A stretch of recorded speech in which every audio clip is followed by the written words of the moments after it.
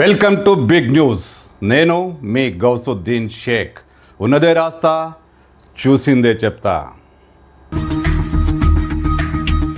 Greater ఎన్నికలు ఎప్పుడు?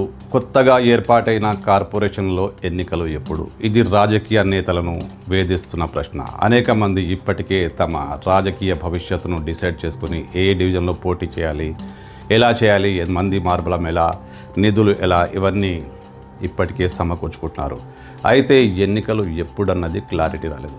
విశ్వసనీయంగా అందుతున్న సమాచారం ప్రకారం నవంబర్లోనే ఎన్నికలు జరగబోతున్నాయి. గ్రేటర్ హైదరాబాద్ను మరింతగా విస్తరించి మరో 100 డివిజన్లు కలిపి 400 డివిజన్లుగా చేయబోతున్నారు. ఈ డివిజన్ల ప్రక్రియ ముగియగానే గ్రేటర్ హైదరాబాద్కు ఎన్నికలు జరుగుతాయి నవంబర్ మాసంలోనే. మరి కొత్తగా ఏర్పాటైన ఆ 2 కార్పొరేషన్ల పరిస్థితి అంటే దీనికి సంబంధించి 2 వాదనలు వినిపిస్తున్నాయి. ముందుగా జిహెచ్ఎంసీ ఎన్నికలు కంప్లీట్ చేసి ఆ తర్వాత ఆ 2 కార్పొరేషన్లకు వెళ్దామని ప్రభుత్వం భావిస్తున్నట్టు కూడా ప్రచారం జరుగుతుంది. కానీ ఎలాంటి క్లారిటీ లేదు. మొత్తం మీద ఈ 3 కార్పొరేషన్లకు కలిపి ఎన్నికలు నిర్వహిస్తారా, లేక జిహెచ్ఎంసీ ఎన్నికలే ముందు జరుగుతాయా అన్న విషయంలో గందరగోళం నెలకొని ఉంది. అధికారులు కూడా దీనిపై భిన్నాభిప్రాయాలు వ్యక్తం చేస్తున్నారు.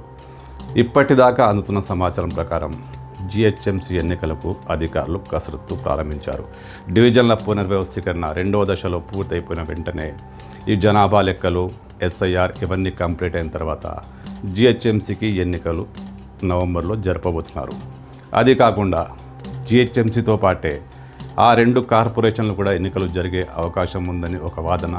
లేదు, జిహెచ్ఎంసీ ఎన్నికలు అయిపోయిన తర్వాతే ఆ గెలుపు ఓటములను పూర్తిగా సమీక్షించిన తర్వాతే ఆ 2 కార్పొరేషన్లకు ఎన్నికలు నిర్వహిస్తారన్న ఒక ప్రచారం కూడా ఉంది. ఏదైతేనే జిహెచ్ఎంసీకి నవంబర్లోనే ఎన్నికలు జరగబోతున్నట్లు విశ్వసనీయ సమాచారం.